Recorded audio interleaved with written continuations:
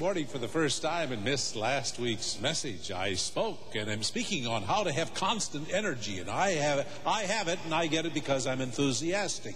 And so last Sunday we talked about enthusiasm. Don't knock it. It's not a sign of the lack of reason or rationality.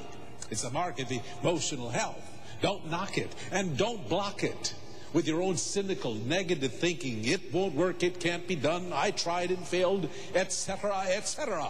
Don't knock enthusiasm and don't block enthusiasm, but unlock enthusiasm. And you do this when you achieve mental and emotional health, and that, I declare, means spiritual health too. So, if you happen to be visiting today or watching for the first time on television, let me just say, this is positive Christianity that you're involved in here. There are elements of Christianity that take the negative tack. God is seen as a threatening, frightening, intimidating, manipulative force, and we don't believe that's how Jesus should be perceived. Which reminds me of one of my favorite parrot stories. There was this burglar who entered the home one night. Stealthily in the darkness he was moving when suddenly he heard the parrot say, "Jesus will get you." And he stopped and thought, I don't believe in Jesus, so he wasn't worried. And again the parrot said, "Jesus will get you." And then he turned down the hallway where he suspected the library with the safe might be. And as he walked down the hallway, he found himself looking into the foaming, open, bare-toothed mouth of a huge Doberman pinscher that was growling.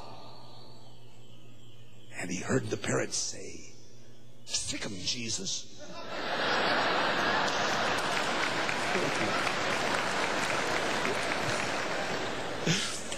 Jesus is not somebody that's out to get us. He is a positive healing force. And my Bible text this morning is from St. John chapter 10, verse 10, the words of Jesus. "I have come that you might have life and have it abundantly." And that means constant energy. Life is enthusiasm, because show me a person who lacks enthusiasm and I'm going to show you a deadbeat. And I can't think of a better word than that, a deadbeat. Because enthusiasm is life. And as we said last Sunday, it comes from two Greek words, en theos. En means in, theos means God. If you are in God, you are enthusiastic because you have mental health, emotional health, and you have spiritual vitality. And that spells life. Now, as I was discussing this subject in my study this week, and with my books and my files, I pulled out a little file, and there I ran into a talk that was given at a small private event many years ago by one of our ex-presidents. And he said he was talking about somebody, and I don't know if I can make this public, so I'll use veiled language. He said, "That person," the ex-president said, "that person I know very well. I don't think he has the highest IQ, but he has a super EQ, and that makes up for his lack of an IQ." And somebody said, "What is the EQ?" He said, "The EQ is his enthusiasm quotient." Wow. I don't know what your IQ is. What is your EQ? How enthusiastic? How can you raise your IQ? How can you raise your EQ? This morning, very quickly, I'm going to give you 4 steps on how to raise your enthusiasm quotient. And believe me, you're going to be a more successful person because of it. I call it the 4A step. Join the 4A club. A. Step number 1. A. Be aware of all of the possibilities. Step 2, then become alert to the opportunities that lurk and wait in the possibilities. And then AAA, step number 3, become active in commitment and in goal setting to harness and capitalize and exploit the opportunity before it goes away. And then the 4th A, the last step, is maintain constant aliveness in the Lord. The 4A club. Join it this morning. I've come that you might have life and have it more abundantly. Step number 1, First letter A, become aware of all of the possibilities. There are so many possibilities to make life interesting and meaningful. Oh, from me.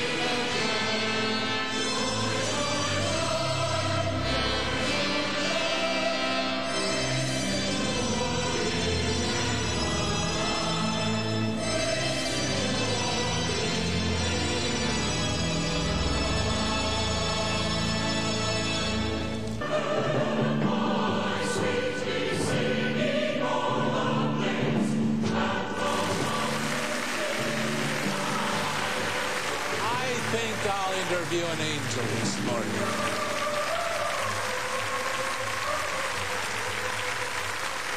Hi.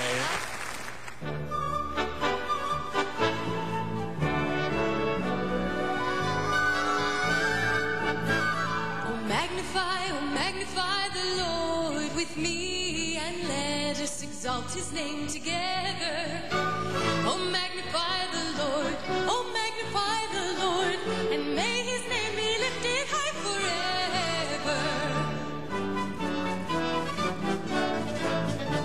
Oh worship him, oh worship Christ the Lord with me, and let us exalt his name together. Oh worship Christ the Lord, oh worship Christ the Lord, and may his name be lifted high forever. King of kings and Lord of lords, King of kings and Lord of lords, may his name be lifted high forever. Oh magnify the Lord with me, and let us exalt his name together. Oh magnify the Lord, oh magnify the Lord, and may his name be lifted high forever. King of kings and Lord of lords, may his name be lifted high forever. Oh magnify the Lord with me, and let us exalt his name together. Oh magnify the Lord, oh magnify the Lord, and may his name be lifted high forever. And may his name be lifted high forever.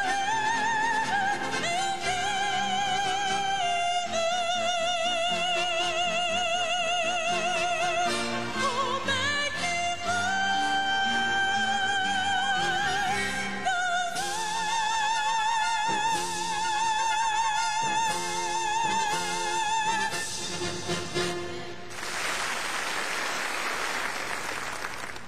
This morning,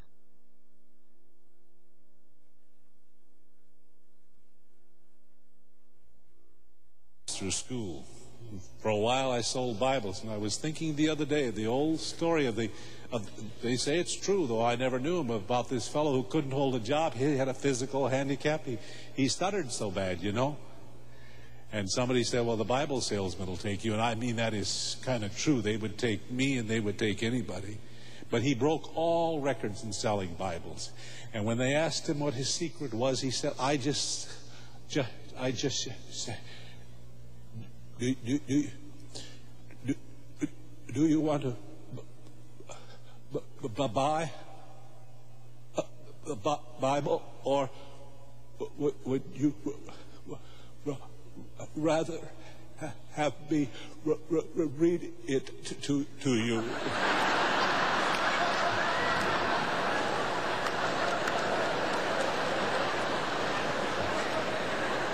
Fantastic.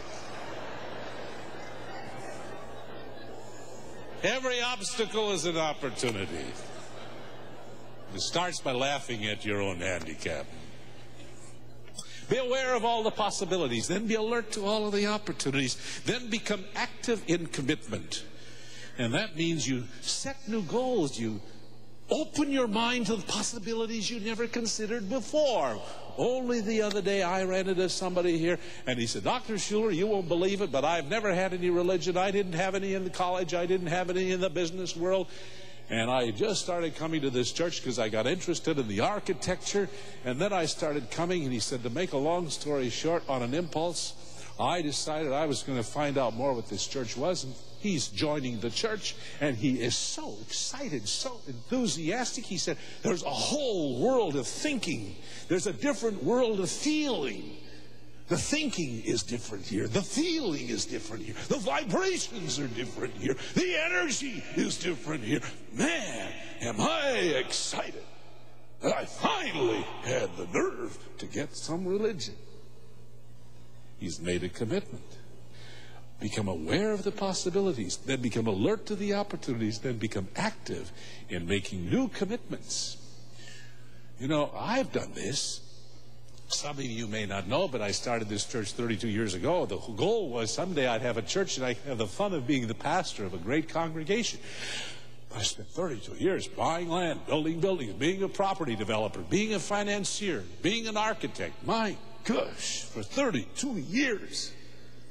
And then the past 5 years, the book selling and autograph parties and pressures to lecture all over the world took me away, and I haven't really been around here for 4 years. And a few weeks ago, I made a career shift. I made a decision. I'm going to cut out almost all of my activities. I'll still deliver my messages, hopefully, to people all over the world on television, and from time to time visit my friends in these cities. But I plan to work an average of 6 to 6.5 days a week right here on this campus, in this church, making it the greatest church ever organized on planet Earth, barring none. Well, thank you. Oh, I'm having fun. I am having fun. The world hasn't ever seen a church organized the way we're getting organized here. And it's great to make that kind of a commitment. I am here. And I mean, I got here this morning at 6:30. First thing I needed was a cup of coffee. I went to the kitchen. There was a cook in a white jacket and a coat, official looking. I didn't know who he was. And I had an empty styrofoam cup. And I said, can I get a cup of coffee around here? He said, no. Well, I said, that looks like it's got hot coffee. And he said, that's only for people who work around here.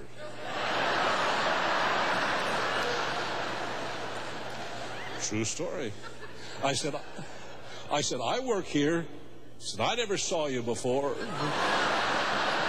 I said, what's your name? He said, my name's Henry. He said, what's your name? My name's Robert Schuller. He said, huh? What? Oh, you can have some coffee, Reverend. I'm sorry. This is what you call being active again. Okay. Aware of the possibilities, alert to all the opportunities, active in commitment. That means getting involved. And then finally, to keep that enthusiasm up, you just remain alive in the Lord. I have come that you might have life and have it abundantly. Last night I was talking to Dr. Peel, who was his hand holding the hand of his child to symbolize God taking our hand into the year. And the Bible verse, I can do all things through Christ who strengthens me. And of course, every calendar is made with enough white space on each day so you can fill in your whole events of the year. February, if you can dream it, you can do it. And the Bible verse is, glory to God, who by the mighty power at work within us is able to do more than we ever thought we could. And March, you can be proud of who you are. And the Bible verse, for we are his workmanship, created in Christ Jesus for good works. In April, there's a light behind every shadow. And of course, we picked that for April because that's the month that we remember the death of Jesus Christ on the cross. And the cross is a positive symbol of our faith because it tells us that there's always an Easter after a Good Friday. In May, a beautiful girl, could be one of my granddaughters, it isn't. You could do a lot with a little. That's totally dedicated. In June, the graduates. Your future is your friend. That's true for you too. And the Bible verse from Jeremiah 29:11, I have plans for you, says the Lord. It's a plan for good and not evil. It's a plan to give you a future with hope. And in July, the family picnic. Success is what you are more than what you do. And the Bible verse, Philippians 1:6, be confident of this one thing, that God who has begun a good work in you will complete it. In August, God designs wings to match the weights. And in September, starting over again. It can be fun, and it must be done. October, don't throw a curtain across tomorrow. No. Galatians 6:9, let's not grow weary in doing good works, for we know that in due season we shall reap if we faint not. Fantastic. Every month a new slogan, every month a new Bible verse. I love December of 1988. A beautiful little girl with her teddy bear falling asleep by the Christmas tree, and the slogan is, God will have the last word, and it will be good. You can't buy a calendar like this anywhere in the world. You cannot pick up this calendar anywhere.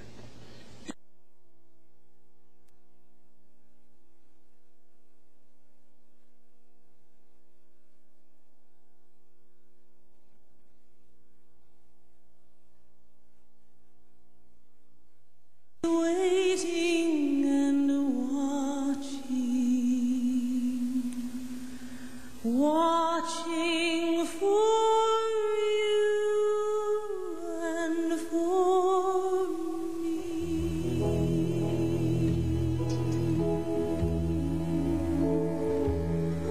Come home,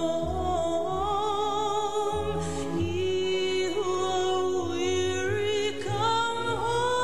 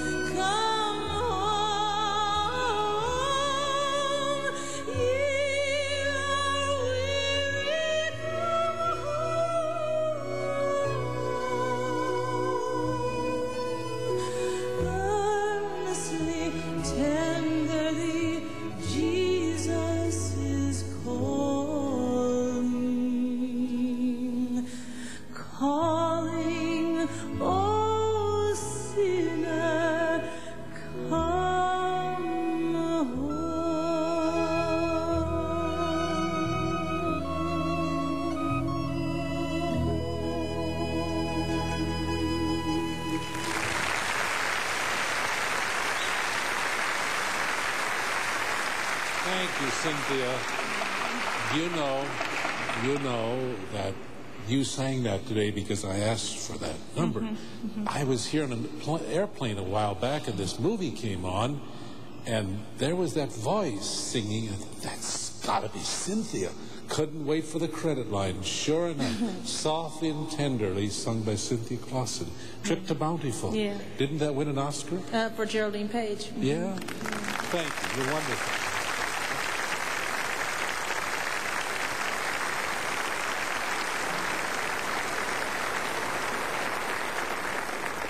I'm having a wonderful time reviewing the power of possibility thinking. And this morning I want to think about the greatest possibility thinker who ever lived, because he had an incredible idea and he pulled it off with super success. You fly around the world, some of you, and if you do, no matter where you go around the world, at any rate, you see great airports. You will see tall buildings of contemporary architecture which are monuments to corporate power and corporate development. You can, if you see the big cities, always find some university with its campus and its structures. More often than not, you can find a great medical center and an outstanding hospital, no matter where you go in the world.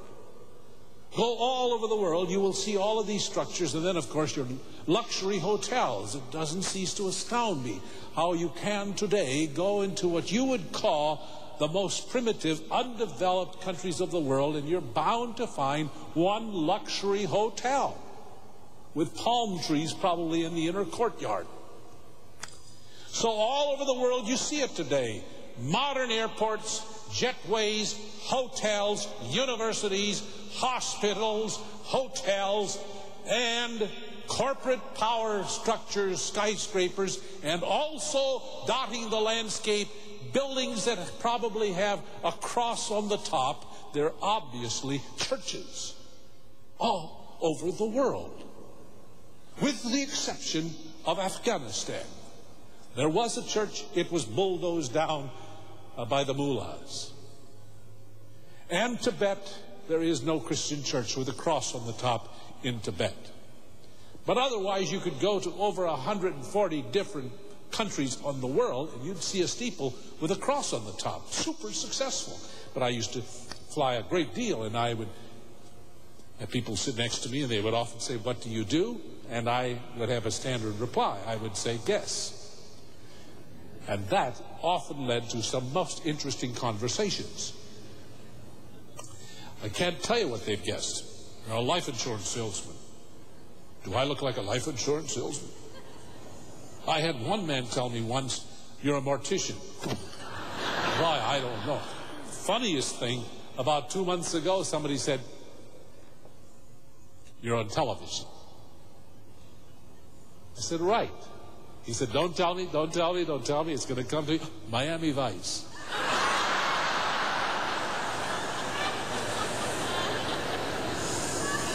I said, "I have nothing to do with Vice in any form or shape."